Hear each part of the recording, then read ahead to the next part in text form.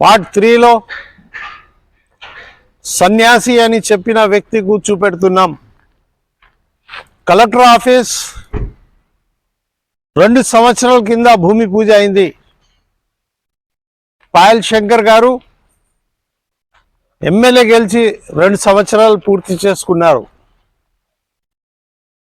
ముఖ్యమంత్రి రేవంత్ రెడ్డి గారు 2 సంవత్సరాలు పూర్తి చేసుకున్నారు.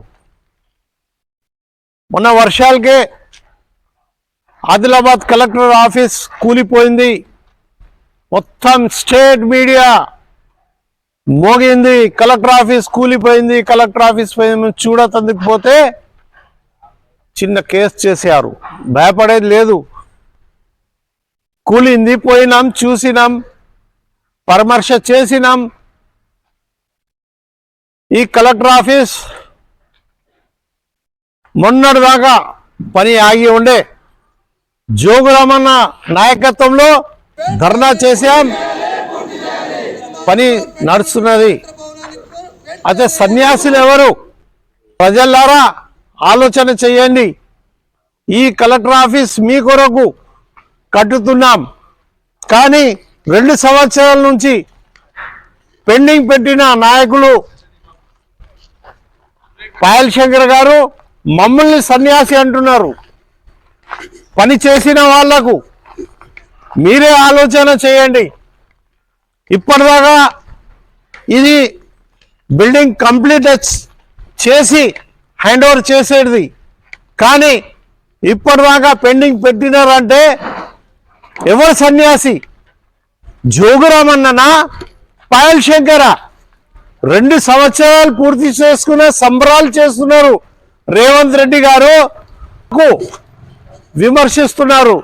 సరే, మీరు విమర్శన చేయవచ్చు, మా పని చూపెడుతున్నాం. ప్రజలే ఆలోచన చేయండి. ఈ ప్రభుత్వంలో పనులు అవుతున్నదా? విమర్శలు తప్ప. బాపు కేసీఆర్ చేసిన పని ఇది. మీరు చేస్తున్న పని ఏది? మొన్నటిదాకా బంద్ పెట్టినారు.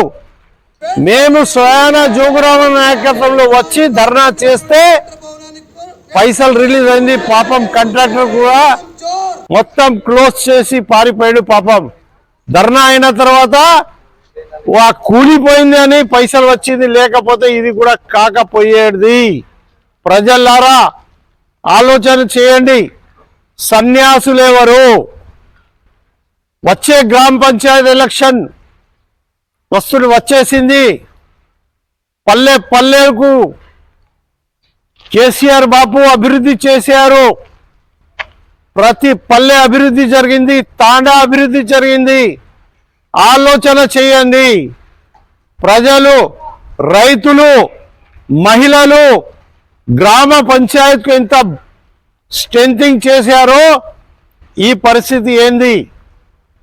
ఆలోచన చేసి గ్రామ అభివృద్ధి చేసుకోండి. మంచి బాపు కేసీఆర్ను బలం కార్ గుర్తుకు ఓటేసి మన పార్టీ నాయకులు ఎవరో వాళ్ళ గెలిపియండి. జై హింద్, జై భారత్, జై రైతు.